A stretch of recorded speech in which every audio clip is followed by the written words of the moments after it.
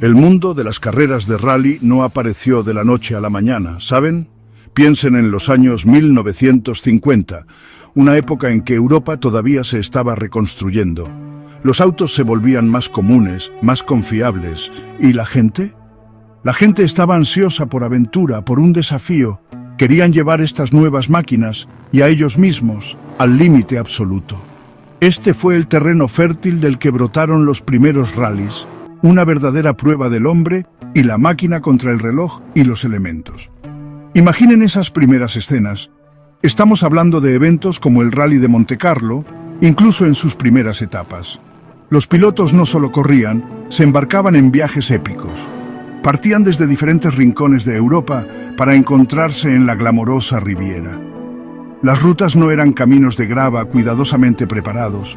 A menudo eran peligrosos pasos de montaña, caminos helados y bosques cubiertos de niebla. Los autos estaban, para los estándares de hoy, ridículamente poco preparados. Autos de calle normales, quizás con algunas partes reforzadas, pero nada como los monstruos construidos especialmente que vemos ahora. La emoción no era solo por la velocidad, aunque ciertamente era parte de ella. Se trataba de resistencia, de navegación, de pura garra. Cuando llegaron los años 1960, el rally comenzó a ponerse un poco más serio. Los autos se volvieron un poco más rápidos, un poco más resistentes. Los fabricantes comenzaron a ver el valor promocional. Ganar un rally importante podía traducirse directamente en ventas en las agencias. Gana el domingo, vende el lunes. No era solo una frase pegajosa, era una estrategia de negocios. Sin embargo, este creciente profesionalismo no disminuyó la aventura.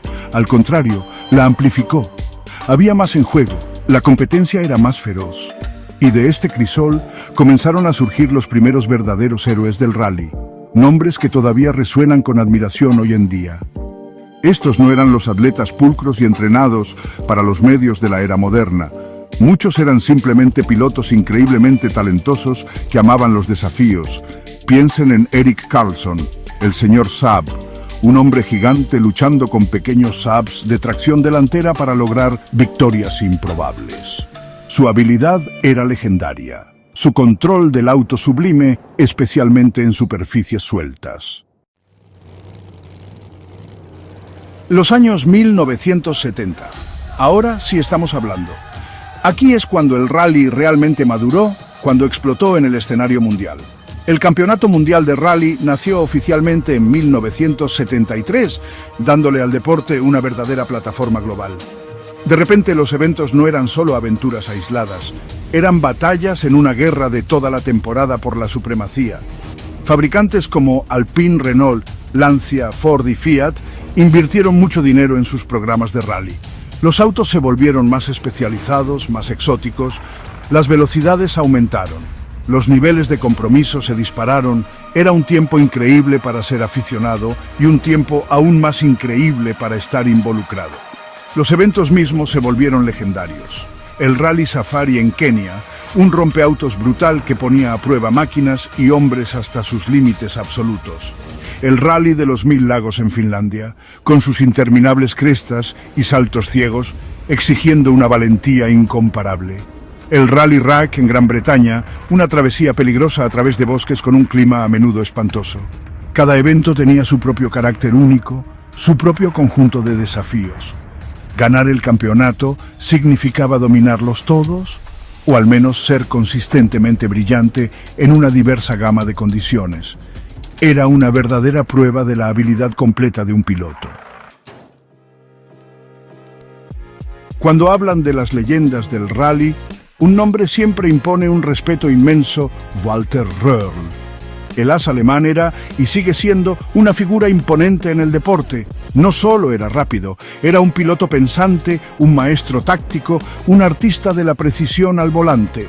A Röhrl no le interesaba solo ganar, le interesaba perfeccionar el arte de conducir. Abordaba el rally con un enfoque casi clínico, analizando cada detalle, cada matiz del auto y del tramo. Su dedicación era legendaria, su talento innegable. Era sencillamente un genio.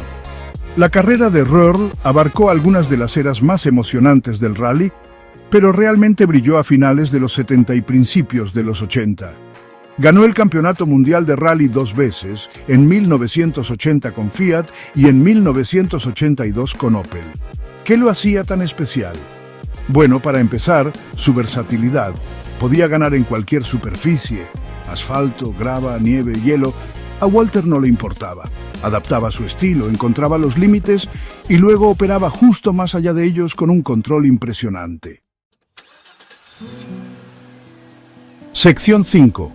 Trueno nórdico, Hannu Mikkola y Stig Blomqvist, reyes de la grava. Si Walter Röhrl era el artista de la precisión, entonces los pilotos escandinavos de la época eran los reyes indiscutibles de la grava y la nieve. Dos nombres que inmediatamente vienen a la mente son Hannu Mikkola y Stig Blomqvist. Estos tipos eran simplemente fenomenales. Poseían una habilidad de otro mundo para hacer bailar un auto de rally en superficies sueltas. Crecieron en caminos donde el agarre era un lujo, no algo seguro. Así que para ellos derrapar un auto, sentirlo moverse debajo de ellos era algo natural.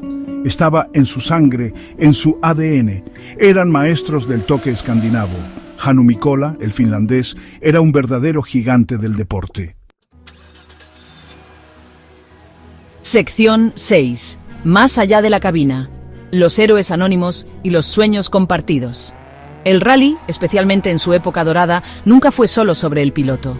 Oh no. Era un esfuerzo de equipo monumental, una sinfonía de dedicación, habilidad y, a menudo, pura desesperación. Detrás de cada piloto legendario había un copiloto, un grupo de mecánicos, ingenieros y personal de apoyo que vivían y respiraban el deporte con la misma intensidad. Estos eran los héroes anónimos, las personas cuyo trabajo incansable a menudo pasaba desapercibido para las multitudes entusiastas, pero sin quienes ninguna victoria habría sido posible. Sus historias son de increíble valentía humana y compañerismo. El copiloto, por ejemplo, GAP2S. Sección 7. Máquinas de una era. Poder puro, habilidad pura. Los autos de la época dorada del rally, particularmente de finales de los 70 y de principios a mediados de los 80, eran simplemente otra cosa. No eran las naves espaciales aerodinámicamente esculpidas y gestionadas electrónicamente de hoy. No. Estas eran bestias, eran crudos, eran viscerales y exigían una increíble cantidad de habilidad para domarlos. Estamos hablando de máquinas icónicas como el Lancia Stratos, el Ford Escort RS 1800, el Fiat 131 Abarth y luego, por supuesto, el amanecer de los monstruos del Grupo B como el Audi 4. Cada auto tenía su propio carácter distintivo, su propia banda sonora, su propia manera de intentar morder la mano que lo conducía. La tecnología avanzaba, pero seguía siendo fundamentalmente analógica. Los pilotos sentían todo a través del asiento, a través del volante. No había sistemas complejos de control de tracción ni diferenciales activos pensando por ellos. Sección 8. Antes y ahora, la evolución de un gigante del deporte motor. Mirando hacia atrás a la época dorada del rally, desde los 70 hasta mediados de los 80, y comparándola con el deporte de hoy, está claro que el rally ha experimentado una transformación masiva. El desafío principal sigue siendo el mismo: hombre y máquina contra el reloj, en algunos de los caminos más difíciles de la Tierra. Pero casi todo lo demás, desde los autos y la tecnología hasta los formatos de los eventos y los estándares de seguridad, ha evolucionado drásticamente. Es como comparar una banda de rock clásica con un grupo de música electrónica moderna.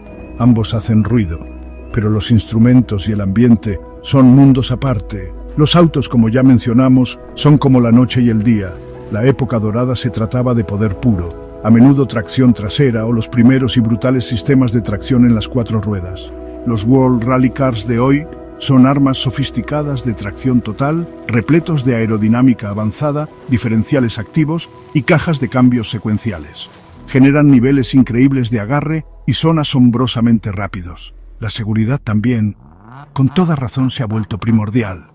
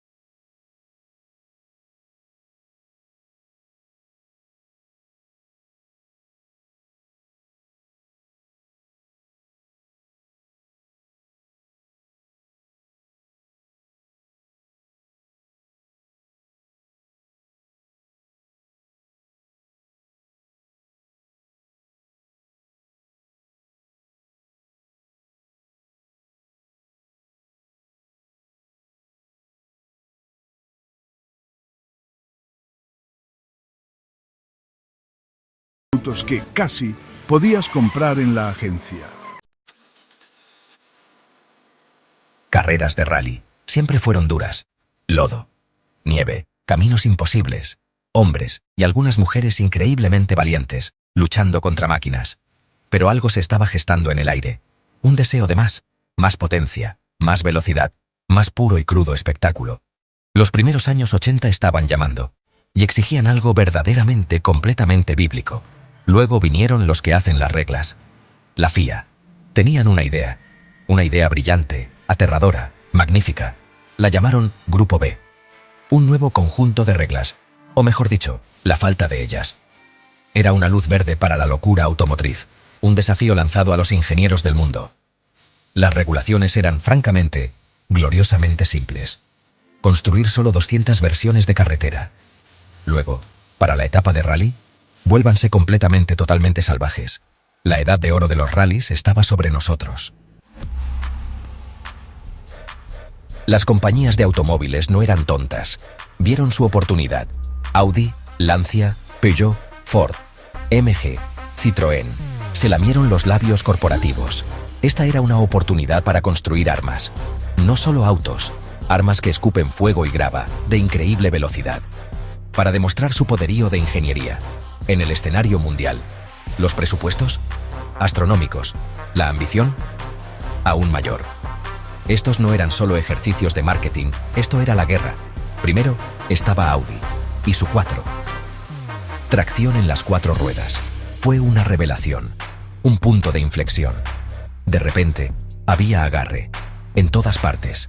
En asfalto, en grava, en nieve, en hielo. Se aferraba a la superficie como un animal rabioso. Otros equipos se apresuraron. Sabían que el juego había cambiado. Para siempre. El 4 no era solo un auto. Era una declaración. Una declaración brutal, efectiva, alemana. Luego vinieron los franceses. Peugeot. Los fanáticos. Hay que hablar de los fanáticos. No eran solo espectadores. Eran parte del espectáculo. Alineando las etapas, a centímetros de la acción, a veces más cerca. Un mar de rostros. Ojos muy abiertos con una mezcla de asombro y terror. Venían de todas partes, de todos los rincones del mundo, unidos por el amor a este deporte de motor crudo e indómito. Soportaron el frío, la lluvia, el polvo, el peligro, solo para echar un vistazo, para sentir la tierra temblar. En lugares como Portugal o Italia, era casi religioso. La pasión era increíble, casi salvaje. Se separaban como el Mar Rojo.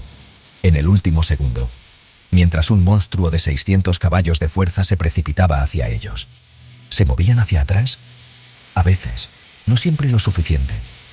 Era una locura total, alegre, aterradora. ¿Los pilotos? Decían que era como conducir a través de un túnel de personas. Un túnel que podría, o no, cerrarse sobre ti. Esto no era como la Fórmula 1, desinfectado. Seamos absolutamente claros sobre esto. El Grupo B era peligroso. Espectacularmente, aterradoramente, innegablemente peligroso. Estos autos no eran para los débiles de corazón, o los de reflejos lentos. Exigían todo de sus conductores, habilidad, coraje, y una buena dosis de lo que algunos podrían llamar locura, para llevar estas máquinas a sus límites.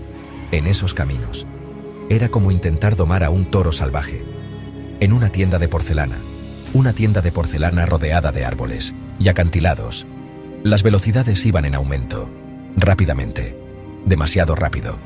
En grava, estos autos alcanzaban velocidades previamente impensables. La aerodinámica era rudimentaria. A menudo solo grandes alerones atornillados. Con la esperanza de mantener estos cohetes de peso pluma en el planeta. A veces funcionaban, a veces no.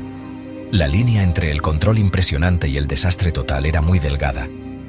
El filo de una navaja, bailado a más de 160 kilómetros por hora, a través de los bosques, sobre crestas ciegas. Los conductores conocían los riesgos, por supuesto que sí, no eran ingenuos. Yo de 1986. Henri Toivonen, el finlandés volador. Sección 6. La mano dura de la FIA. La fiesta termina. La FIA. Habían desatado a este monstruo. Ahora, tenían que volver a meterlo en su jaula. Después de las muertes de Toivonen y Cresto, no tenían otra opción. De verdad. La protesta pública fue enorme. La presión, inmensa. El Grupo B, en su forma actual que escupe fuego, estaba condenado. La decisión llegó rápidamente. Y decisivamente. Para 1987, los autos del Grupo B serían prohibidos en los rallies internacionales. Así de simple. La llama se extinguió. Algunos equipos ya habían invertido millones en el desarrollo de autos aún más rápidos. Los prototipos del Grupo S, aún más extremos, aún más aterradores. Autos como el Lancia ECB, el Audi Sport 4 RS002, Toyota MR2 auto de rally. Se rumoreaba que estos tenían 700, incluso 1000 caballos de fuerza. Fueron diseñados para ser el siguiente paso, la evolución. Pero nunca hicieron girar una rueda con furia, confinados a museos. Monumentos a lo que pudo haber sido, o lo que nunca debería haber sido, dependiendo de tu punto de vista. Sección 8. Ecos en acero. Las leyendas mecánicas viven, así que el Grupo B fue prohibido. El circo abandonó la ciudad. ¿Pero qué pasa con los autos? Estas máquinas increíbles no simplemente desaparecieron, no podían. Eran demasiado especiales, demasiado icónicos, demasiado parte de la historia. Muchos encontraron una nueva vida en el rallycross, donde aún podían estirar las piernas, desatando su poder salvaje en superficies mixtas, todavía emocionando a las multitudes. Otros fueron a parar a colecciones privadas, pulidos, apreciados, gigantes dormidos, esperando la oportunidad de rugir de nuevo. ¿Y su legado? Es inmenso. Está en todas partes. La tecnología que fueron pioneros. Tracción en las 4 ruedas. Turbocompresor. Aerodinámica avanzada. Materiales ligeros. Mucho de esto llegó a los autos de carretera que conducimos hoy. El Audi 4 de carretera. Comenzó una revolución. El Lancia Delta Integrale. Sección 9. El rugido inolvidable. ¿Por qué el Grupo B todavía nos persigue? Entonces, ¿por qué seguimos hablando del Grupo B? Décadas después. Fue un periodo breve. Solo 4 cortos años en su apogeo. Pero su impacto fue desproporcionado. Su leyenda, perdurable. Fue una tormenta perfecta, de tecnología, de talento, de locura. Capturó la imaginación como nada antes, o después. Era puro. Era crudo. Era el automovilismo en su forma más extrema. Y sí, en su forma más peligrosa. No podemos olvidar eso. El precio fue alto, demasiado alto. Representa una especie de libertad, una falta de restricciones, que simplemente no existe en el automovilismo de alto nivel hoy en día. Todo ahora está tan controlado, tan regulado, tan seguro, lo cual es bueno. Por supuesto que lo es. No queremos más tragedias, pero una parte de nosotros, la resaca, despertando después de la fiesta salvaje del Grupo B. Los años 80 en el rally. Honestamente, fue una locura total y gloriosa. Estamos hablando del Grupo B, una categoría tan loca que hacía que la Fórmula 1 pareciera una fiesta de té de un vicario. Estos eran autos con más potencia que una pequeña nación africana, alerones que podrían avergonzar a un Boeing 747, y pilotos con, digamos, apegos excepcionalmente grandes. Escupían fuego, volaban, ensordecían a los espectadores y, ocasionalmente, intentaban matar a todos los involucrados.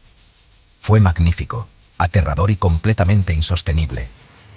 La FIA, la policía de la diversión del automovilismo, finalmente despertó y olió los restos en llamas. Miraron las velocidades crecientes, la construcción endeble de algunos de estos cohetes y los trágicos accidentes, e hicieron lo único sensato. Lo prohibieron. Así de simple. El Grupo B estaba muerto. COEPD. El mundo de los rallies se quedó allí, parpadeando en el repentino silencio. ¿Y ahora qué? Colectivo flotando en el aire. Entonces, con el Grupo B consignado a los libros de historia, el rally necesitaba un nuevo reglamento. Y lo que obtuvimos fue el Grupo A. Los autos tenían que estar mucho más relacionados con cosas que realmente se podían comprar en una sala de exhibición. Los números de producción eran más altos, las modificaciones estaban más restringidas. La idea era traer el rally de vuelta a la tierra, hacerlo más seguro, más asequible, y me atrevo a decirlo, un poco más sensato. Los fabricantes, siendo el grupo astuto e ingenioso que son, inmediatamente comenzaron a buscar lagunas, más basado en la producción. Escucharon. Bien, pensaron. Simplemente produciremos un pequeño lote de autos de carretera que son básicamente autos de rally disfrazados. Y así nació el Lancia Delta Integrale. Este hatchback italiano, que parecía que debería estar haciendo el recorrido escolar, se convirtió en un monstruo absoluto en los escenarios. Tenía tracción en las 4 ruedas, un potente motor turbo y un manejo que desafiaba su aspecto cuadrado. Durante un tiempo, fue el rey indiscutible, ganando campeonatos como si estuvieran pasando de moda. El turbocompresor y la tracción en las 4 ruedas seguían siendo los ingredientes esenciales. Entonces, en esta nueva etapa del Grupo A, se presentó un hombre que cambiaría la percepción de lo que podía ser un piloto de rally. Carlos Sainz, el matador. Sainz era diferente. Era español, sí, pero no se trataba de exhibiciones extravagantes de control del auto, solo por el simple hecho de hacerlo. Era meticuloso, ferozmente inteligente, y abordaba los rallies con un nivel de profesionalismo que, francamente, era un poco desconcertante para sus rivales. Era menos una estrella de rock, más un cirujano altamente calificado con un volante. Su arma secreta no era solo la velocidad bruta, aunque tenía mucha. Era su cerebro. Sainz entendía que ganar rallies no se trataba solo de tener el pie derecho más pesado. Se trataba de preparación, pruebas, estado físico y estrategia. Pasaba horas, días, perfeccionando configuraciones, analizando notas y asegurándose de estar en óptimas condiciones físicas y mentales. Trataba cada rally como una campaña militar, sin dejar nada al azar si podía evitarlo. Y luego estaba Colin McRae. Si Carlos Sainz era el cirujano meticuloso, Colin McRae era el tipo que realizaría una cirugía a corazón abierto con una motosierra mientras hacía malabares con antorchas encendidas. Era el rey absoluto e indiscutible del ataque máximo. Su filosofía era simple, legendaria y, a menudo, terriblemente efectiva. En caso de duda, a fondo. Esta no era solo una frase pegadiza, era la doctrina McRae, una forma de vida vivida a 10 décimas, generalmente de lado, y a menudo boca abajo o envuelto alrededor de un árbol. Pero Dios mío, cuando funcionaba, era magia pura y sin adulterar. El hombre simplemente no sabía cómo conducir despacio, ni siquiera moderadamente rápido. Era a fondo, o estaba en proceso de una espectacular destrucción de autos. Rara vez había un punto intermedio. Los espectadores lo amaban por eso. No ibas a ver a Colin McRae para una exhibición de delicado control del auto y manejo de neumáticos. Ibas a ver a un hombre luchar contra un auto de rally para someterlo, o morir en el interior. Relación perfectamente simbiótica. Sección 6. Chips de silicio y marcas de derrape. El rally. Obtiene un cerebro. Ahora podrías pensar que después de que la FIA reprimiera la potencia bruta, y sin adulterar del Grupo B, la carrera armamentista tecnológica en los rallies se ralentizaría. Por supuesto, estarías completamente equivocado. No se detuvo. Simplemente se volvió más astuto, más inteligente y mucho más dependiente de las cosas que emiten pitidos en lugar de explosiones. Los cerebritos de los departamentos de ingeniería, que ya no podían simplemente instalar un turbo más grande, comenzaron a jugar con la electrónica. Y de repente, los autos de rally comenzaron a desarrollar una mente propia, o al menos, un sistema nervioso muy complejo hecho de cables y chips de silicio. Comenzamos a ver cosas como diferenciales activos. Estos ya no eran simples diferenciales de deslizamiento limitado. Estos eran ingeniosos kits que podían distribuir la potencia entre las 4 ruedas, a veces cientos de veces por segundo, para maximizar el agarre y la agilidad. Luego vinieron las cajas de cambios semiautomáticas con levas de cambio. No más buscar a tientas una palanca de cambios mientras se intenta conducir por una curva cerrada. Solo un movimiento de un dedo y ¡bam! Siguiente marcha. Estos sistemas hicieron que los autos fueran innegablemente más rápidos y, de alguna manera, más fáciles de controlar, pero también agregaron capas de complejidad que harían llorar a un mecánico casero promedio en su caja de herramientas. La oficina del copiloto también recibió un cambio de imagen de alta tecnología. Sección 7. De héroes del joystick a fanáticos de los rallies. El auge de los videojuegos. Mientras que los autos de rally reales se llenaban con más computadoras que una misión espacial de la NASA, estaba sucediendo algo más que llevaría el deporte a un público completamente nuevo: los videojuegos. A mediados de los 90, si querías experimentar los rallies, tenías que enfrentarte a un bosque frío y húmedo en Gales o Finlandia, o no tenías suerte. Luego vinieron los juegos de arcade como Sega Rally Championship.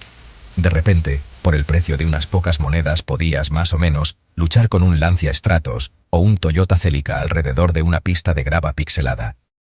Era básico, era brillante y plantó una semilla.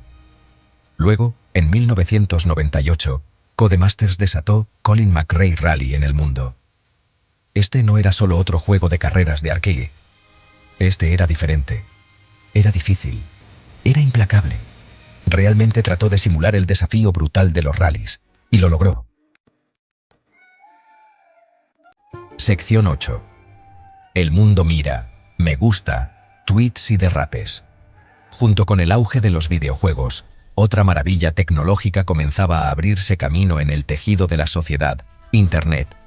En los primeros días, todo eran módems de acceso telefónico chillando como robots atormentados y sitios web que parecían haber sido diseñados por un tejón ciego. Pero para los fanáticos de los rallies, fue una revelación. De repente, podías encontrar foros y grupos de noticias donde otros obsesivos de todo el mundo compartían información, fotos granuladas escaneadas de revistas y rumores sobre autos nuevos y fichajes de pilotos. Los rallies, que a menudo se sentían como una pasión oculta y de nicho, se estaban convirtiendo en una comunidad global conectada. Luego vino la explosión de las redes sociales. Facebook, Twitter, YouTube, Instagram, plataformas que transformaron la forma en que se compartían y consumían las noticias. Y el rally, con sus imágenes espectaculares y su apasionada base de fans, encajaba de forma natural. Los pilotos y los equipos ahora podían eludir a los medios tradicionales y comunicarse directamente con sus seguidores. Podías obtener actualizaciones instantáneas del parque de servicio, ver fotos detrás de escena e incluso hacer preguntas a tus héroes. Este nivel de acceso no tenía precedentes. Sección 9. El futuro es eléctrico, aparentemente. El próximo capítulo del rally. A medida que amanecía el nuevo milenio, las regulaciones de los World Rally Car continuaron evolucionando, al igual que el elenco de personajes que dominaban el deporte. La era de Sainz, McRae y Mäkinen dio paso a un periodo casi increíble de supremacía francesa. Primero, Sébastien Loeb llegó y simplemente reescribió los libros de récords, acumulando 9 asombrosos títulos mundiales consecutivos para Citroën. Justo cuando pensabas que eso nunca podría repetirse, llegó otro Sébastien, Ogier esta vez, que procedió a recolectar una cantidad igualmente masiva de campeonatos con Volkswagen, M Sport Ford y Toyota. Su excelencia sostenida fue impresionante, aunque un poco predecible a veces para el neutral. Pero el deporte nunca se detiene. Ha surgido una nueva generación de pilotos increíblemente rápidos, ansiosos por forjar sus propias leyendas. El joven Kalle Rovanperä, hijo del expiloto del WRC Harry, se convirtió en el campeón mundial más joven de la historia, mostrando un talento que, francamente, es aterrador. Ott Tänak llevó a Estonia a la vanguardia de los rallies con su estilo agresivo y un título mundial. Thierry Neuville, el belga que lucha perpetuamente, lucha constantemente por las victorias, junto con otros talentos como Elfyn Evans. Pilotan máquinas increíblemente sofisticadas, la cima de la tecnología de rally de motores de combustión interna, autos que pueden hacer cosas que habrían parecido ciencia ficción hace solo 1 o 2 décadas. El despertador grita. Es una hora impía. La mayoría de la gente sensata está acurrucada, soñando. Pero los pilotos de rally, ellos no son sensatos. Ya están despiertos, poniéndose su equipo. Su día comenzó hace horas. Esto no es solo un pasatiempo, es una vocación brutal. La preparación física es inmensa. Tiene que serlo. Este deporte mastica y escupe a los que no están preparados. Necesitas ser una máquina. Imagina el puro asalto físico. Tu cuerpo es golpeado, sacudido, tirado como un muñeco de trapo. Durante horas y horas. El volante lucha contra ti. Los pedales exigen fuerza bruta. Los músculos de tu cuello se tensan contra increíbles fuerzas. Este es un entrenamiento de alta intensidad para todo el cuerpo, a 160 km/h, en grava, o hielo, o peor. Entrenan como demonios absolutos. No solo un poco de footing. Sesiones de gimnasio intensas y agotadoras. Dietas especializadas. Planes estrictos de hidratación. Con motosierras. Estos pilotos construyen fortalezas mentales. Tienen que hacerlo. Usan todos los trucos del libro. Visualización, meditación, hablar consigo mismos. Dentro de esa caja de metal brutalmente rápida y ensordecedoramente ruidosa, hay dos personas. El piloto, luchando con los controles. Y el copiloto, navegando por la locura. No son meros colegas, son más que eso. Son una sola unidad perfectamente sincronizada. Una asociación forjada en el crisol de la velocidad extrema y el peligro. Uno simplemente no puede funcionar sin el otro. Es un ballet terriblemente hermoso, de velocidad y precisión. El copiloto. ¡Qué descripción de trabajo tan absolutamente loca! Leer notas de ritmo increíblemente detalladas, gritarlas por encima del rugido del motor, mientras es lanzado violentamente. Son los ojos del piloto para el camino que viene, las curvas invisibles, los peligros ocultos. Son la voz tranquila de la razón. O a veces, la voz del pánico apenas reprimido, pero siempre son de confianza, con la vida del piloto, literalmente. Esa confianza es absoluta. Los pilotos reciben las duchas de champán, las entrevistas de televisión, la adoración de las multitudes. Con razón son los valientes. Pero al acecho en las sombras, cubiertos de grasa y sudor, hay un ejército. Un ejército de héroes olvidados. Los llamamos mecánicos, pero son mucho más. Son hacedores de milagros, magos con llaves inglesas. La verdadera columna vertebral de cualquier equipo de rally, luchando constantemente contra el reloj. Imagina la escena. Un coche de rally, que parece haber pasado por una zona de guerra, entra cojeando en el área de servicio.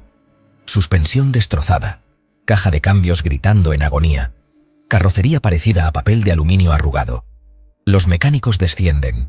Tienen solo minutos, 20 minutos, tal vez 40 si tienen suerte, para realizar una cirugía a corazón abierto en esta víctima mecánica, para traerla de vuelta de entre los muertos. Parece imposible. Sin embargo, de alguna manera lo hacen. Una y otra vez. Esta gente increíble trabaja toda la noche, a menudo sin dormir, alimentados por café tibio, y una pasión inquebrantable por este deporte ridículo. Sección 5. Cuando el camino se defiende. Historias de pura determinación. Tramos de rally. No son tus amigos, son salvajes, indomables y totalmente implacables. No les importa tu coche elegante o tus aspiraciones de campeonato. Están diseñados para romper cosas, coches y a veces espíritus. Los pinchazos son comunes, los semiejes rotos son un martes. Misteriosos duendes eléctricos aparecen de la nada. El camino siempre tiene una desagradable sorpresa bajo la manga. Aquí es donde nace el verdadero ingenio. He escuchado algunas historias realmente asombrosas. Pilotos usando ramas de árboles resistentes para atar piezas de suspensión rotas. Copilotos usando envoltorios de chicle y pura esperanza para intentar arreglar telares de cableado deshilachados, vertiendo su agua potable en un radiador hirviendo. Estas no son solo reparaciones en la carretera. Son actos de ingeniería desesperada, brillante, de campo de batalla. Contra probabilidades imposibles. Puro genio creativo bajo presión. A veces, el desastre ocurre a kilómetros de cualquier lugar, sin equipo de servicio, sin remolque de repuestos. Solo dos personas. Sección 6. Más allá del límite. Valentía forjada en fuego y hielo. Valentía en el rally. No se trata solo de tener el acelerador a fondo. Aunque seamos perfectamente claros, eso requiere un coraje enorme, colosal, del tamaño de una toronja. Se trata de empujar constantemente más allá de lo que parece humanamente posible. Mirar al miedo directamente a la cara y guiñarle un ojo descarado. En cada curva, sobre cada cresta ciega, es un examen implacable y brutal de tu coraje. Cada minuto, considera las condiciones dementes que enfrentan. Ventiscas cegadoras en el rally de Suecia, donde los bancos de nieve son tus únicos amigos, hasta que dejan de serlo. Niebla espesa como sopa de chícharos en las etapas galesas. donde no puedes ver tu propio capó. Calor abrasador del desierto en eventos como el safari. Estos pilotos no solo luchan contra el cronómetro, están enzarzados en un combate mortal con la madre naturaleza misma, y rara vez juega limpio, pero siguen adelante, implacablemente. ¿Y qué sucede cuando todo sale horriblemente, catastróficamente mal? Una tripulación rival tiene una salida masiva, su coche está en llamas, o peor aún, alguien está herido. La regla sagrada no escrita del rally entra en acción. Sección 7. Las cicatrices que llevamos. El precio implacable del rally. Este magnífico y aterrador deporte exige todo lo que tienes, y luego un poco más. No es solo una cuestión de tiempo y dinero, aunque consume grandes cantidades de ambos. Te quita un pedazo de tu alma. El precio físico es brutal. Los huesos rotos son casi una insignia de honor. Dolores, esguinces y moretones se convierten en tus constantes e indeseables compañeros. El rally es una amante dura e implacable. Exige respeto. Imagina las implacables fuerzas G, etapa tras etapa, día tras día. Los violentos impactos de los saltos y el terreno accidentado. La vibración constante que te sacude los huesos. Tu cuerpo grita para que se detenga, por un poco de paz. Pero tienes que seguir empujando. Seguir luchando contra el coche. La adrenalina es un poderoso anestésico. Enmascara el dolor, por un tiempo. Pero las cicatrices permanecen, tanto las que puedes ver, como las más profundas que no puedes. Un registro permanente de tu dedicación. Y el precio emocional. Oh, es enorme. Sección 8. Golpeado, no derrotado, el arte del regreso en el rally. Los reveses en el mundo de los rallies no son una cuestión de sí. Son una certeza absoluta, clavada, de cuándo. Y lo que es más importante, cuán espectacularmente grande. Un choque monumental que destruye el coche. Una lesión que amenaza tu carrera y te deja al margen durante meses. Una falla mecánica devastadora en el último suspiro cuando estás liderando. Estos son los momentos que pueden destrozar a un competidor menor, pero no a un verdadero guerrero de rally. Oh no. Levantarte de ese tipo de desesperación. Encontrar los fondos para reconstruir un coche destrozado. Reconstruir minuciosamente tu destrozada confianza, para luego volver y enfrentarte a esas mismas etapas aterradoras, las que casi acabaron con todo. Eso requiere un tipo de coraje muy especial, casi sobrehumano. Una negativa obstinada y sangrienta a ser derrotado. Es el verdadero sello distintivo de un campeón. La capacidad de mirar a la adversidad directamente a los ojos y decirle que se pierda. Hemos presenciado algunos regresos verdaderamente asombrosos. Pilotos que regresan a las etapas después de accidentes horribles, mostrando una valentía que desafía la creencia. Equipos trabajando día y noche, realizando milagros de ingeniería, solo para llevar un coche destrozado a la salida del siguiente evento. Esa resistencia pura e inflexible es profundamente inspiradora. Sección 9. Ecos en el bosque. Cómo las leyendas inspiran el próximo rugido. Los héroes de antaño. Sus nombres se pronuncian en voz baja y reverente. McRae, Burns, Vatanen, Mouton, Cancunen, Blomqvist. No solo ganaron rallies, no solo coleccionaron trofeos. Definieron épocas enteras de este magnífico deporte. Empujaron los límites mismos de lo que se creía posible en un coche. Nos mostraron a todos cómo era el verdadero compromiso. Y sus legendarias hazañas aún resuenan. Resonando a través de los bosques y montañas. Fuertemente. Muchos de estos titanes no solo cuelgan sus cascos y se desvanecen en un cómodo retiro. Oh no. Ese no es su estilo. Permanecen profundamente arraigados en el deporte que aman. Dirigen sus propios equipos exitosos. Diseñan nuevas y desafiantes etapas de rally. Se convierten en mentores, guiando a la próxima generación de talentos jóvenes, intrépidos y ligeramente desquiciados. Comparten generosamente su sabiduría invaluable, ganada con tanto esfuerzo. Su experiencia es un activo invaluable. Comprenden la pasión ardiente, mejor que nadie. Conocen los inmensos sacrificios que se requieren,